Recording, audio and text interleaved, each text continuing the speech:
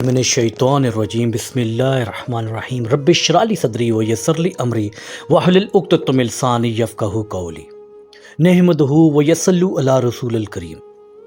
السلام علیکم سامعین، آج ہم استغفر اللہ کی برکات اور اس کی فضیلت اور اس کی انعامات کے بارے میں جاننے کے لیے جا رہے ہیں۔ استغفار کرنے سے اللہ تعالیٰ گناہوں کو معاف فرماتا ہے اور انسان کی غلطیوں کو درگزر کرتا ہے۔ استغفار کرنے سے دل صاف ہوتا ہے، انسان کو اپنے گناہوں کا احساس ہوتا ہے اور دل اللہ کے قریب ہو جاتا ہے۔ استغفار کرنے سے رزق میں برکت ہوتی ہے۔ اللہ تعالیٰ استغفار کرنے والے شخص کے رزق میں بے پناہ برکت پیدا کر دیتا ہے اور روزگار کے ذریعے دروازے کھولتا ہے اور مشکلات کو دور کر دیتا ہے۔ استغفار مصیبتوں سے نجات حاصل کرنے کا بہترین ذریعہ ہے۔ استغفار کی کثرت سے اللہ تعالیٰ مشکلات اور مصیبتوں سے نجات عطا کرتا ہے اور انسان کی زندگی میں آسانیاں پیدا کر دیتا ہے۔ استغفار دل کے سکون کو حاصل کرنے کا بہترین ذریعہ ہے۔ استغفار کرنے سے دل کو سکون ملتا ہے، ذہنی دباؤ کم ہوتا ہے اور انسان کو اللہ تعالیٰ کی طرف سے ایک خاص اطمینان اور محسوس ہوتا ہے۔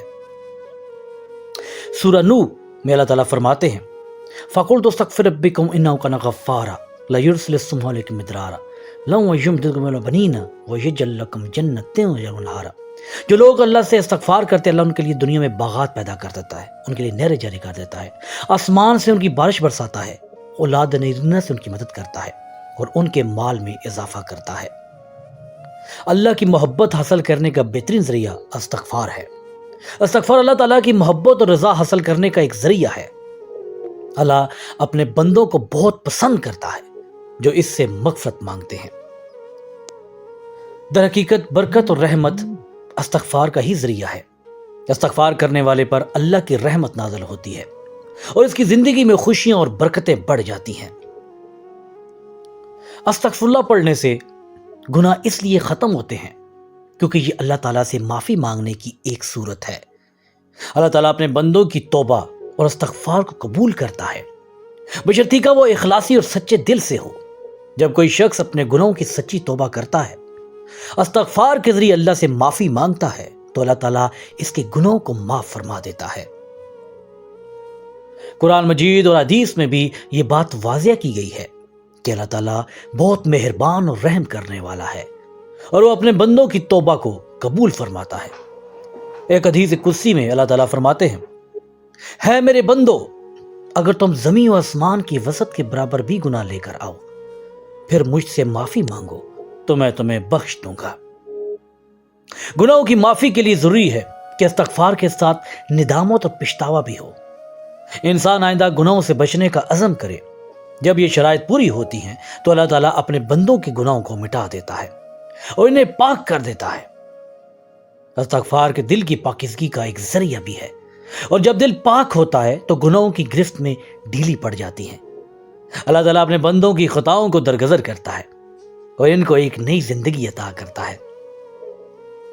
حضرت محمد مصطفیٰ صلی اللہ علیہ وآلہ وسلم نے استغفار کی اہمیت اور فضیلت کے بارے میں بہت سی حدیث میں ذکر کیا ہے۔ آپ صلی اللہ علیہ وآلہ وسلم نے اپنی زندگی میں خود بھی کثرت سے استغفار کیا اور اپنے اصحاب کرام کو بھی اس کی تلقین فرمائی۔ جیسا کہ حضرت ابو ہریرہ رضی اللہ تعالیٰ عنہ کی روایت ہے کہ نبی کریم صلی اللہ علیہ وآلہ وسلم نے فرمایا کہ واللہ میں دن میں 70 مرتبہ سے زیادہ اللہ سے استغفار کرتا ہوں اور اس کی طرف رجوع کرتا ہوں۔ صحیح بخاری۔ حضرت انس بن مالک رضی اللہ عنہ کی روایت ہے کہ حضرت انس رضی اللہ عنہ سے روایت ہے کہ نبی کریم صلی اللہ علیہ وآلہ وسلم نے فرمایا ہے لوگو، اللہ کی قسم میں دن میں 100 مرتبہ سے زیادہ اللہ سے استغفار اور توبہ کرتا ہوں۔ صحیح مسلم۔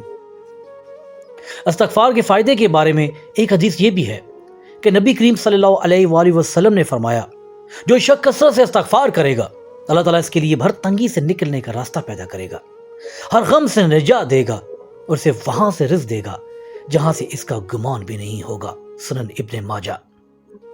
ان حدیث سے ظاہر ہوتا ہے کہ استغفار صرف گناہوں کی معافی کے لیے نہیں بلکہ زندگی کی مشکلات سے نجات، دل کی سکون اور رزق کی فراوانی کا بھی ذریعہ ہے۔